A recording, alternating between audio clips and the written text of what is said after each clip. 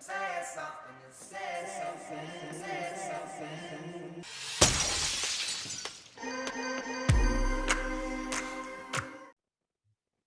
سلام أبستغل عليكم على العالم دلهم تخطات استمرنا كم يكونهم كم يعلهم أوكي زي نم حلال فود لنا زعما جيميل معلتو نم حلال فوي لو معلتها أب جيميل كنا ماب كم يقرن تكم إذا مالت أبزت على اللي هجرات بجيميل نحرن تكم لنا خوينا عيد لنا اللي نيتهجر زلنا يو انت عينت مابي تكمو وي جي بي اس ديم تكمو جي بي ار اس ديم تكمو جي دي بي اس ديم تكمو جي اس ديم تكمو ዝተፈላለዩ በብሃገሩ ናይ ውልቆም ኣለዉ ዝጥቀምሉ ግን ብሓፈሻ ግን ኣብ ዝኸድና ሃገር በቲ ናትና ጂሜል ጌርና ኣብ ጂሜል ኣቲና ኖርማል ሰርች ንረኽቦ ማለት እዩ እዚ ኣብ ጂሜል ኣቲና ክንብል ከለና ኣብ ሞባይል ክኸውን ይኽእል እዩ ኣብ ኮምፒተር ከዓ ክኸውን ይኽእል እዩ ብፍላይ ሕጂ ኣብ ዊንዶ ኣቲና ስለንዛርብ ዘለና ጂሜልና ከፊትና ኣበይ ቦታ ኣሎ ወይ ኣበይ ኣድራሻ እዩ ዘሎ ሰብ እንድሕር ዳኣ ደሊናዮ ወይ ከዓ ዝተፈላለዩ ታሪኻውያን ቦታታት ኣበይ ይርከቡ ከመይ ጌርና ክንረኽቦም ንኽእል ብቐጥታ ከመይ ጌርና ንጥቀመሉ ኢና ክንርኢ ሁላትና ኸ ብሓባር Said something, you said something, said something.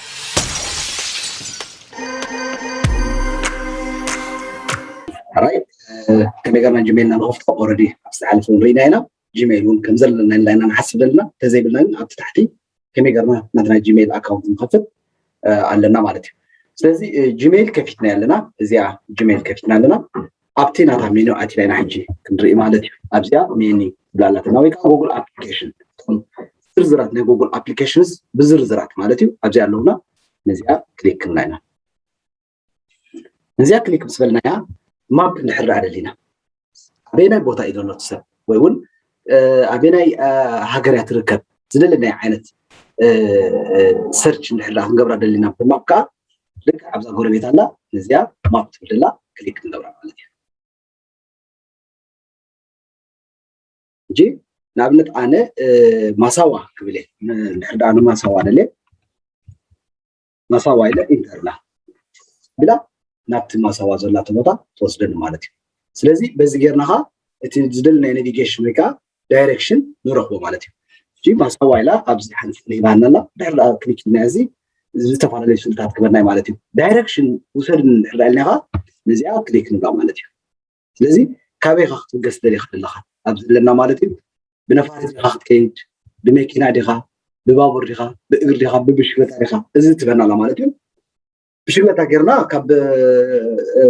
ኣሜሪካ ንማሳዋ ክንከይድ ንኽእል ኢና እዚ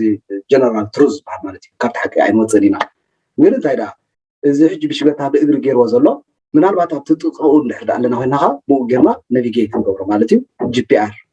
ሒዝና ይኸይድ ማለት እዩ ስለዚ ብኡ ጌርና ኸ እቲ ዝደለናዮ ናቪጌሽን ካ ንረኽቦ ወይ ከዓ እቲ ዝደለናዮ ቦታ ወይ እውን ኣብ ዋርሳው ኣበይ እያ ትርከብ ንድሕር ክንብል ደሊና ዋርሳው ኢልና ምፅሓፍና ኣላ ኣብ ቸክ ድያ ትርከብ ኣብ ክሮኤሽያ ድያ ኣብ ስፔን ድያ ከዓ ባዕላ ዳይሬክት ናብኡ ትወስደና ማለት እዩ ልክዕ ከምዚ ማሳዋ ምስ በልናያ ኣብ ኤርትራ ሒዛትና ከይዳ ዘላ ማለት እዩ ኣበየናይ ናይቲ ቦታ እያ ድላ ንድሕር ደሊና ንጥቁቆ ትስየና ማለት እዩ ኣብዚ መፂና ንጥቁቆ ንኽእል ኢና ማለት እዩ ስለዚ በዚ ጌርና እቲ ዝደለናይ ዳይሬክሽን ኣበይ ቦታ ይርከብ ኣብ ጂሜል ኣቲና ኖርማል ንሪኦ ማለት እዩ ከምቲ ዝበልናዮ ኣብዚ ስእልታት ንሕር ትሪእኻዮ ዝተፈላለዩ ስእልታት ትበና ማለት እዩ እቶም ታሪኻውያን ኢሉ ዝሓስቦም ስእልታት ኦልሬዲ ኣብ ጎግል ዝኣተዉ ማለት እዩ እዚ ይህበና ማለት እዩ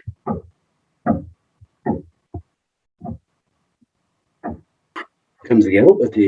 ናይ ቦታ ናቪጌሽን ይህበና ማለት እዩ ኣብዚ ኣቲና ብዙሕ በዓልና ክንቅፅሎ ኢና ማለት እዩ ዝደለናይ ታሪኻውያን ቦታታት